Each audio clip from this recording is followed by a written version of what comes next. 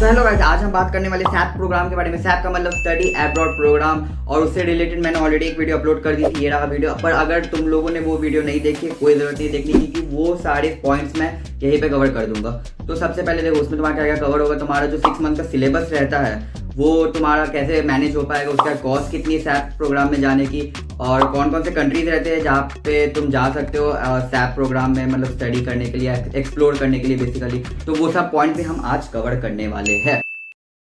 तो सबसे पहले कंट्रीज की बात कर ले रहे हैं। तो कंट्रीज ये रही, मैं यहाँ पे फ्लैश कर दे रहा हूँ, और कॉस्ट भी कितनी है वो भी मैं यहाँ पे फ्लैश कर दे रहा हूँ। तुम पॉज करके एक बार पढ़ लो।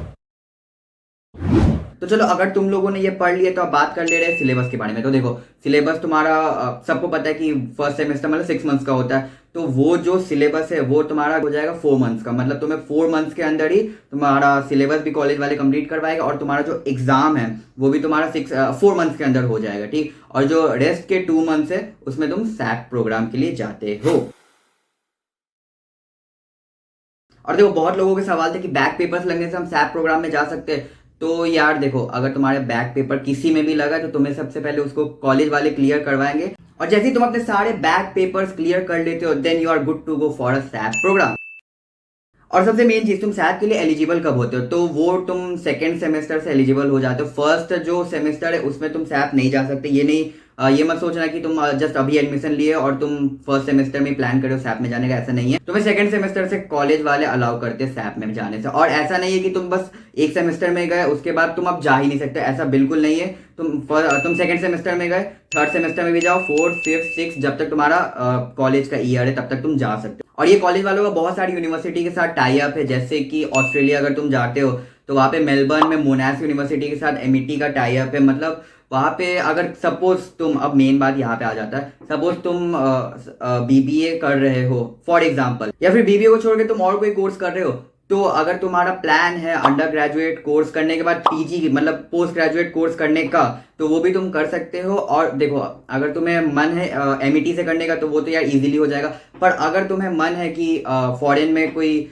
यूनिवर्सिटी चूज करके मैं वहां से अपना पोस्ट ग्रेजुएशन कंप्लीट करूँ, तो वो भी पॉसिबल है, क्योंकि एमईटी का बहुत, मैं अभी बोला कि एमईटी का बहुत सारे यूनिवर्सिटी के साथ टाई अप है। अब बाई चांस जिन लोगों को पीजी प्रोग्राम में इंटरेस्टेड नहीं है, या फिर वो बस यूजी प्रोग्राम करके बस अब जॉब के लिए अप्लाई करने वाले हैं, या फिर खुद का स्टार्टअप करना है, तो वो भी तुम कर सकते हो। तुम सैप प्रोग्राम में जा सकते हो, वहां से आइडियाज तुम इंडिया में लाके इंप्लीमेंट कर सकते हो, अगर तुम्हारा मन है तो। या फिर अगर कोई पापा का बिजनेस है तब तो यार।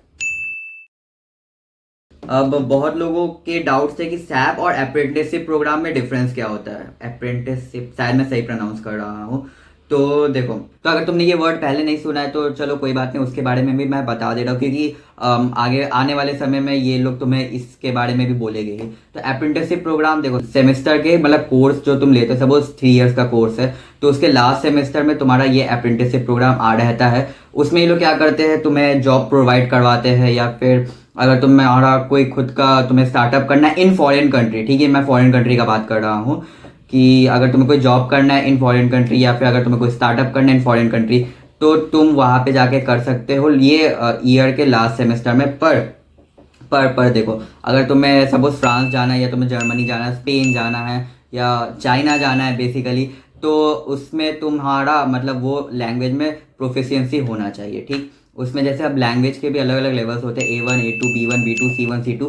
तो उसमें C1 लेवल तक तुम्हारा लैंग्वेज में प्रोफिशिएंसी रहना चाहिए। फॉर एग्जांपल, अगर तुम्हें फ्रांस जाना है तो तुम्हें उसके लिए फ्रेंच सीखना पड़ेगा, और फ्रेंच में भी A1 A2 B1 B2 level से कुछ नहीं होगा, तुम्हें C1 लेवल तक सीखना पड़ेगा। अब C1 देखो, ये सब जो लेवल्स होते हैं इसके तुम्हें अलग से एग्जाम देने पड़ते हैं, लैंग्वेज के अलग से एग्जाम होते हैं, उसमें तुम्हें सर्टिफिकेट मिलता है C1 लेवल का या B1 लेवल का। तो सपोज तुम्हारा सर्टिफिकेट में C1 लेवल आ जाता है, तो उसमें फिर तुम्हें कॉलेज वालों को दिखाना पड़ता है। उसी के बेसिस पे अगर तुम्हारा C1 लेवल क्लियर हो गया रहता है तो फिर तुम्हें जॉब में अप्लाई करवा देते कॉलेज वाले। और ये लोग देखो, ये लोग तो क्लेम करते हैं कि 100% गारंटी है फॉरेन में, मतलब अब्रॉड में वैकेंसीज है इन लोगों की, कि एमईटी के स्टूडेंट्स वहाँ पे जाके जॉब कर सकते हैं।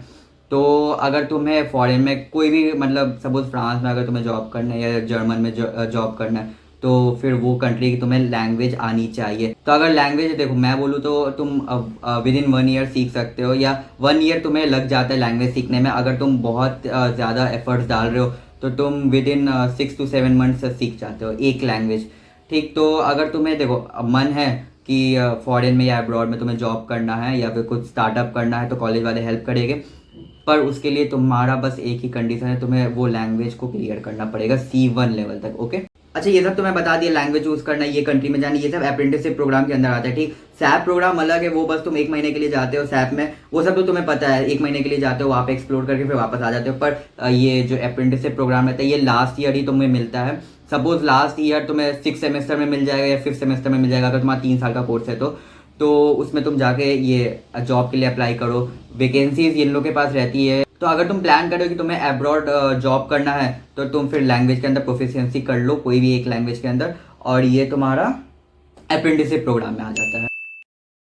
तो चलो अब लास्ट में बात कर ले रहे हैं 3C प्रोग्राम के बारे में, मतलब 3 कॉन्टिनेंट प्रोग्राम जिन लोगों ने लिया है। और अगर जिन लोगों ने नहीं लिया तो बस अब यार वो वीडियो को खत्म कर सकते हैं, क्योंकि अब मैं बस 3C प्रोग्राम के बारे में बात करने वाला हूँ।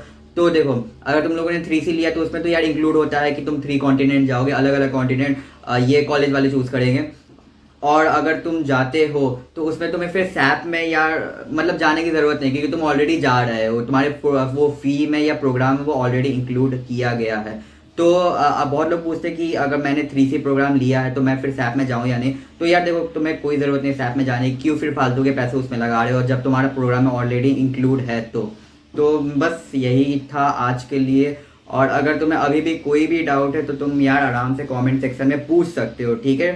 तो यार मैं देखता हूँ कि कमेंट सेक्शन यार जनरली खाली रहता है, वो अलग बात है कि मेरे यहाँ ऑडियंस भी नहीं आती है, क्या बोल रहा हूँ। तो चलो यार ठीक है, अब ये मैं वीडियो को यहीं पे खत्म करता हूँ। तो अगर ये वीडियो पसंद आई हो तो यार लाइक कर देना, कोई भी डाउट रहेगा तो कमेंट में पूछना। मिलते हैं नेक्स्ट वीडियो में, तब तक के लिए बाय।